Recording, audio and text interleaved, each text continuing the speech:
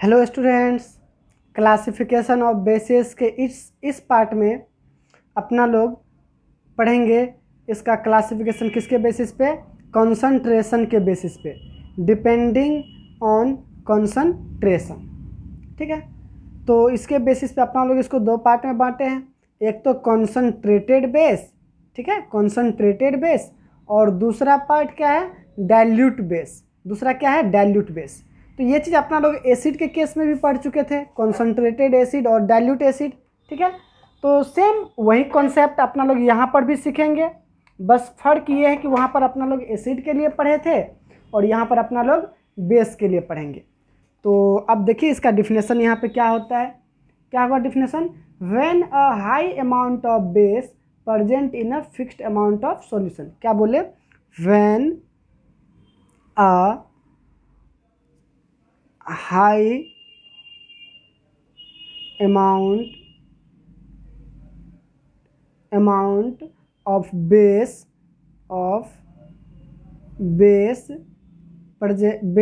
is,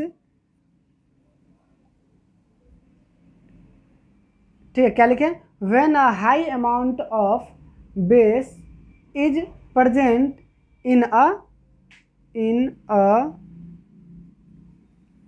fixed amount of solution। ठीक है, तो ये चीज़ आपको क्लियर हुआ होगा। बस यहाँ पे आपको ये बात समझना है कि अपने पास जो ये फिक्स्ड अमाउंट ऑफ सॉल्यूशन है, ठीक है, अपने पास जो फिक्स्ड अमाउंट में सॉल्यूशन है उसमें बेस का जो अमाउंट होगा वो क्या होगा, हाई होगा। ठीक है, फिक्स्ड अमाउंट ऑफ सॉल्यूशन में बेस का जो अमाउंट है वो क्या होगा, हाई होगा, high amount of base present होगा। ठीक है, बस यही आपको दिमाग में रखना है। ठीक है, अगर अपने लोग यहाँ पर एग्जाम्पल की बात करें, ठीक है, तो अगर ध्यान दीजिएगा, अगर बेस में मान लीजिए हम बात करते हैं NaOH, सोडियम हाइड्रोक्साइड का, तो हम इसमें क्या लिखेंगे, CONC, conc NaOH, concentrated NaOH।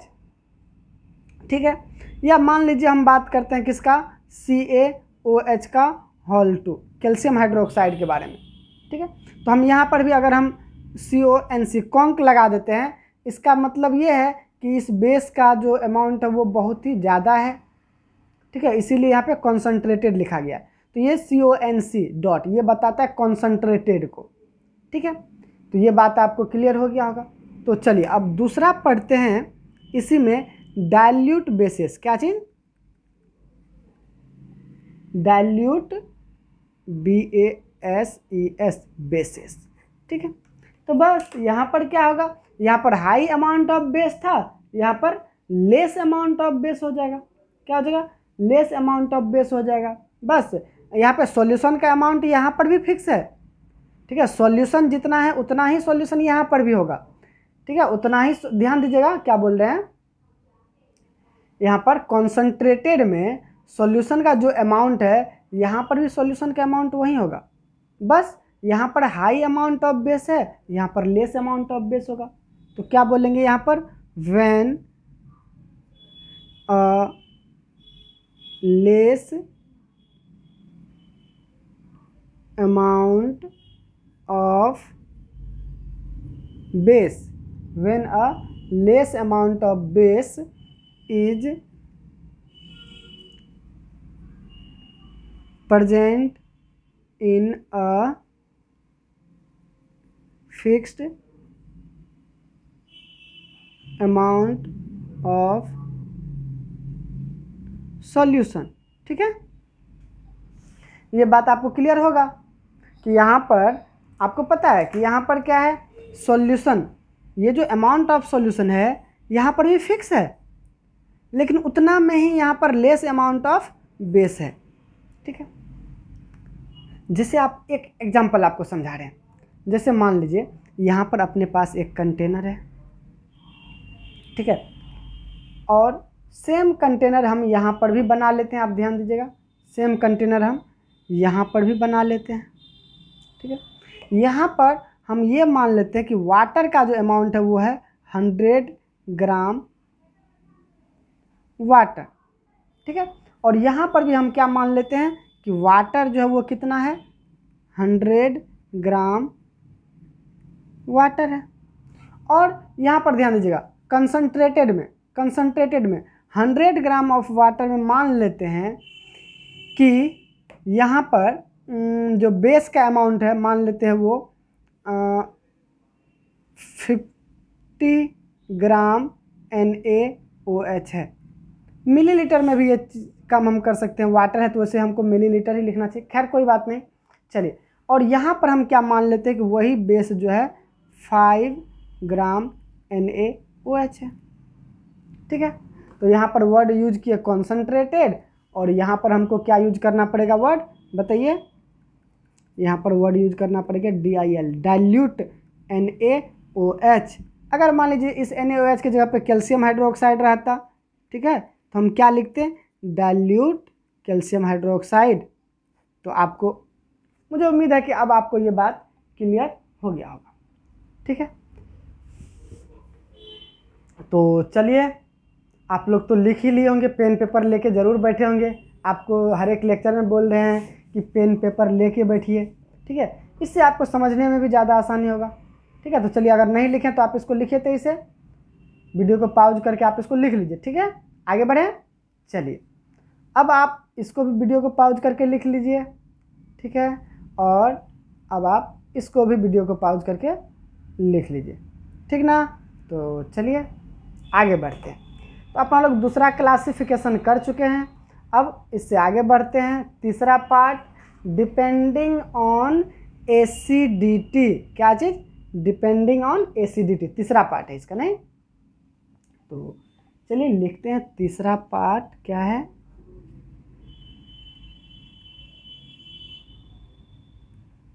Depending on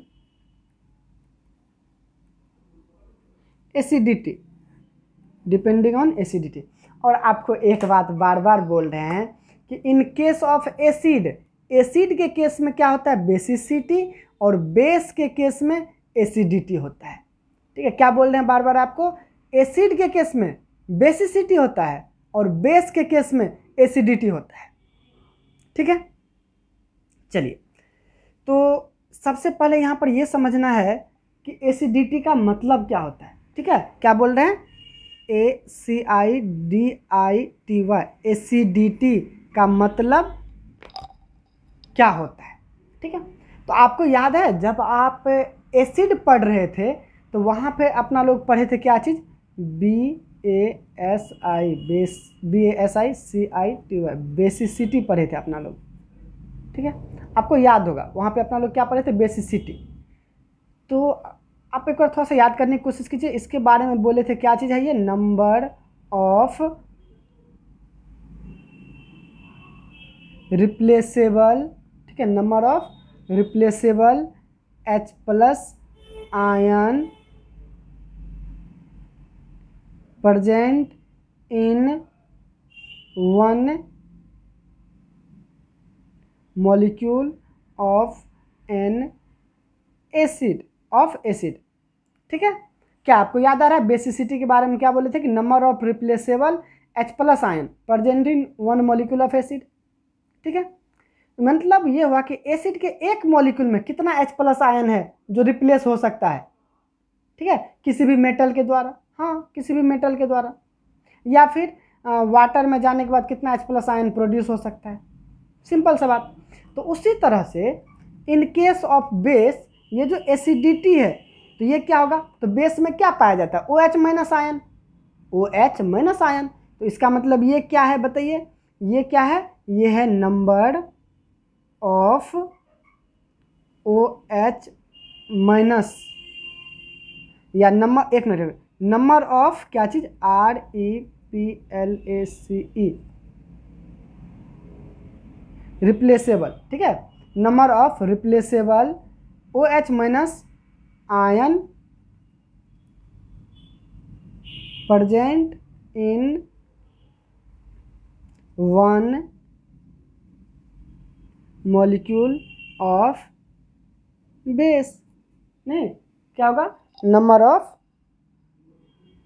replaceable OH minus ion present in one molecule of base. ठीक है, देखिए जब अपना लोग बेस को वाटर में डिजॉल्व करते हैं, वाटर में डालते हैं, तो क्या होता है, वो OH माइनस आयन देता है। तो उस टाइम वो कितना OH माइनस आयन दिया है, उसी को बोलते हैं क्या चीज़, एसिडिटी। ठीक है, तो इसको एक और तरीका से अपना लोग लिख सकते हैं, किताबी डिफिनेशन नहीं, ऐसे करके लिख सकते हैं क्या चीज़, कि नंबर ऑफ, क्या बोल रहे हैं ध्यान दीजिएगा, number of hydroxide ion, HYDROXID, hydroxide ion, ठीक है, प्रोड्यूस्ड दिख रहा है आपको, प्रोड्यूस्ड बाय द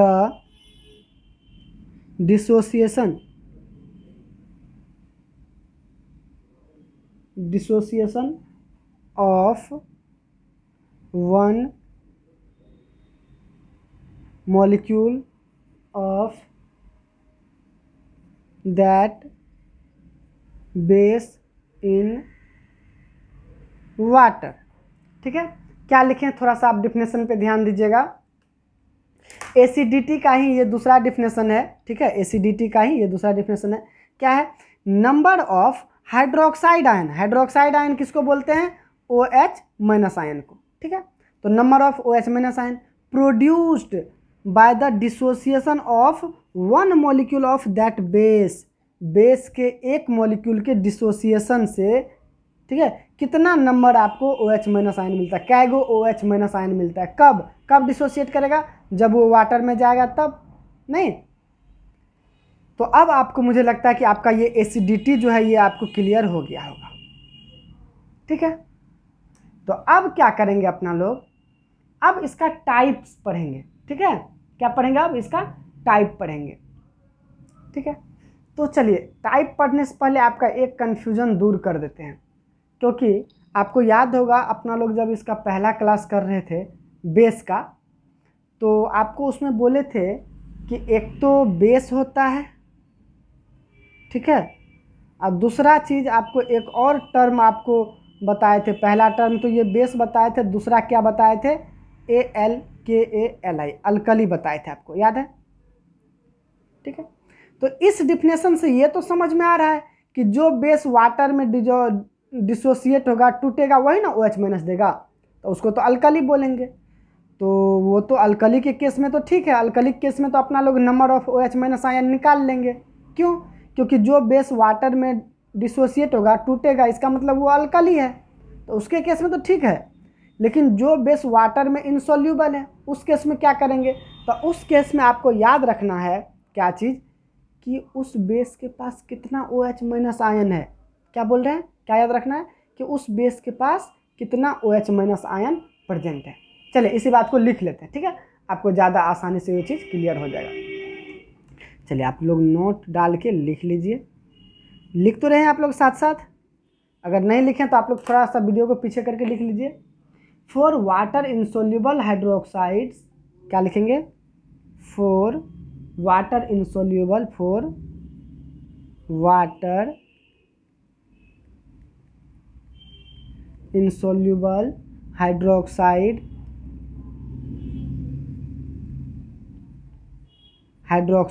ठीक है, for water insoluble hydroxide acidity is equal to ACIDIT, acidity is equal to किसके बराबर, to the number of OH minus ions present in one molecule of that base। Actually ये चीज़ आप सब पे use कर सकते हैं, हमेशा ये चीज़ आपके लिए वैलिड है। ये जो लिखे हैं acidity is equal to number of OH minus ion present in one molecule of that base, ये आपके लिए हमेशा वैलिड है, ये हमेशा सही होगा आपको। ठीक है, जैसे मान लीजिए कि अपने पास मान लीजिए NaOH है, ठीक है, क्या है, NaOH है, तो इसको जब आप पानी में डालिएगा तो एक्वस NaOH, ये पानी में जाने के बाद OH माइनस आयन देगा, क्या गो, तो इसके पास एगो है तो एगो देगा, और क्या देगा, Na प्लस आयन देगा। ये भी कहाँ है, पानी में, नहीं, ये भी कहाँ है, पानी में, सिंपल सी बात है। उसी तरह मान लीजिए कि यहाँ पर अपने पास आ गया, आपको दिख रहा होगा, मान लीजिए अपने पास आ गया क्या चीज़, CaOH का होल 2, ठीक है, इसका ये भी मान लीजिए वाटर में है, तो अब आप इस केस में क्या करोगे, इस केस में कितना OH आपको माइनस मिलेगा, 2 गो, कितना मिलेगा, यहाँ पर 2 गो है तो 2 गो मिलेगा, और क्या मिलेगा, अच्छा रहेगा कहाँ, पानी में, और क्या मिलेगा, Ca प्लस प्लस, ये भी कहाँ रहेगा, पानी में। तो इसका मतलब इसका एसिडिटी कितना है, इन दिस केस एसिडिटी बराबर 1, और इस केस में एसिडिटी बराबर 2। अगर बात करें यहाँ पर, ठीक है, इसका एसिडिटी बराबर 1, और यहाँ पर बात करें एसिडिटी तो 2 हो जाएगा। ठीक है, तो इस तरह से अपना लोग एसिडिटी को डिवाइड कर सकते हैं, डिफ्रेंशिएट कर देते हैं कुछ कैटेगरीज में। जैसे मान लीजिए एसिडिटी 1 हुआ तो मोनो एसिडिक बेस, एसिडिटी 2 हुआ तो मोनो एसिडिक बेस। ठीक है, तो चलिए अब इसका क्लासिफिकेशन कर लेते हैं। आप लोग तो लिख चुके होंगे, नहीं, वीडियो को पॉज करके चलिए एक बार देख लीजिए। तो अब आप लोग एक बार वीडियो को पॉज करके लिख लीजिए। ठीक है, चलिए ये सब तो आप लोग लिख लिए थे। ठीक है, चलिए लिख लीजिए आप लोग वीडियो को पॉज करके। चलिए बहुत बढ़िया। अब अपना लोग इसका क्लासिफिकेशन करते हैं, साथ साथ आप लोग लिखते भी जाइएगा। तो पहला हो जाएगा क्या चीज, मोनो एसिडिक बेस। पहला क्या हो जाएगा, मोनो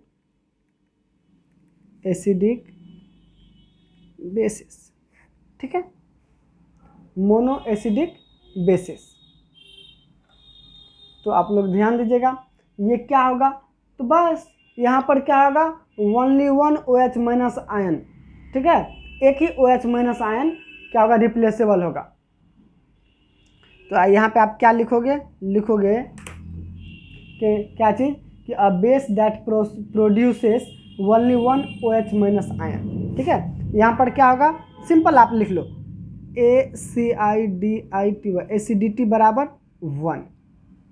ठीक है, अगर एग्जाम्पल की बात करें तो आप लिख लो NaOH KOH NH4OH। ठीक है, हो गया, ETC आप कर लो, ये इसका एग्जाम्पल हो जाएगा। ठीक है, अगर दूसरा एग्जाम्पल का बात करें, दूसरा टाइप का बात करें, तो दूसरा टाइप क्या हो जाएगा बताओ, दूसरा टाइप हो जाएगा डाई एसिडिक बेसिस। ठीक है, तो डाई एसिडिक बेसिस क्या होता है, जिसका एसिडिटी कितना हो, बताओ बताओ जल्दी से, एसिडिटी कितना हो, 2 हो। ठीक है, एसिडिटी कितना हो, 2 हो। तो अगर इसके एग्जाम्पल का बात करें तो एग्जाम्पल में क्या सब हो जाएगा बताओ, ये हो जाएगा, एक तो हो जाएगा CaOH का होल 2, नहीं, दूसरा क्या हो जाएगा MgOH का होल 2, और क्या होगा, और क्या कर सकते बताओ, ZnOH का होल 2 कर सकते, ETC। ठीक है, तो ये काम कर सकते हैं। तो आप क्या करना, एक और काम करना, यहाँ पर इस बेस को और इस बेस को आप एक बार वाटर में डाल के डिसोसिएट करने की कोशिश करना। ठीक है, क्या करना, एक एग्जांपल से आपको बताते हैं। जैसे मान लीजिए हम यहाँ पे NaOH लिए, ठीक है, इसको पानी में डालें तो क्या बना, Na प्लस वाटर में, और दूसरा क्या मिला, OH माइनस वाटर में। ये तो आपको ऊपर वाला एग्जांपल से एक ले लिए, एक नीचे वाला से लेते हैं। चलिए CaOH का होल 2, अच्छा, इसको भी आप वाटर में डाल दो, यहाँ पे लिखना एक्वस भूल गए तो यहाँ पे लिख दिए नहीं, तो इसमें क्या लिखोगे Ca++, ये भी वाटर में, और दूसरा OH- आयन, ये भी वाटर में, यहाँ पर क्या इतना हो जाएगा 2। तो इससे आपको क्या क्लियर होगा, हम ये आपको क्यों बोल रहे हैं आपको खुद से करने के लिए, इससे आपको क्या होगा कि आपको ये पता चलेगा कि इस बेस में कौन कैटायन वाला पार्ट है और कौन एनायन वाला पार्ट है। समझ रहे हैं बात को? तो इससे आपको आगे रिएक्शन में बहुत हेल्प मिलेगा। तो ये काम आप खुद से करोगे, ठीक है। चलिए अगला देखते हैं। तीसरा पार्ट क्या हो जाएगा, ट्राई एसिडिक बेस। क्या हो जाएगा, ट्राई एसिडिक बेसिस, ठीक है। तो इसमें क्या एग्जाम्पल आ सकता है बताओ। इसका एसिडिटी कितना होगा, एसिडिटी कितना होगा 3। और अगर हम एग्जाम्पल की बात करें तो इसमें कौन कौन एग्जाम्पल आ सकता है, AlOH का होल 3, दूसरा FeOH का होल 3, ठीक है। तो चलिए ये आपको क्लियर हो गया। इसको भी आप वाटर में डाल के एक बार करिएगा, कैसे, तो AlOH का होल 3 है, इसको पानी में डाल दिए, कहाँ पे, पानी में डाल दिए। अब पानी में डालने के बाद ये टूट जाएगा, Al पर 3 गो प्लस, ये भी पानी में, और OH पर 1 माइनस, ये कितना OH है यहाँ पर 3 गो, तो इस तरह से ये भी कहाँ, पानी। तो ये काम आप सबके लिए करोगे, जितना भी एग्जाम्पल अभी तक में लिखाए हैं आप सबके लिए ये काम करोगे। तो चलिए यहीं पे अपना ये बेस का क्लासिफिकेशन ख़त्म हो गया है, ठीक है। तो आज यहीं तक रहने देते हैं। अगले क्लास में अपना लोग प्रिपरेशन ऑफ बेसेस पढ़ेंगे, ठीक है। और एक काम आप खुद से करना, ये जो मोनो एसिडिक बेस है, डाई एसिडिक बेस है और ट्राई एसिडिक बेस है, तीनों का डिफिनेशन आप खुद से लिखना, क्योंकि आपको याद है आप जब एसिड पढ़ रहे तो उस केस में आपको हम डिफिनेशन लिखा चुके थे। तो सिमिलर डिफिनेशन है, बस वहाँ पे एसिड के लिए लिखे थे, यहाँ पे आपको खुद से लिखना है बेस के लिए, ठीक है। तो चलिए आज के लिए बस इतना ही, बाय।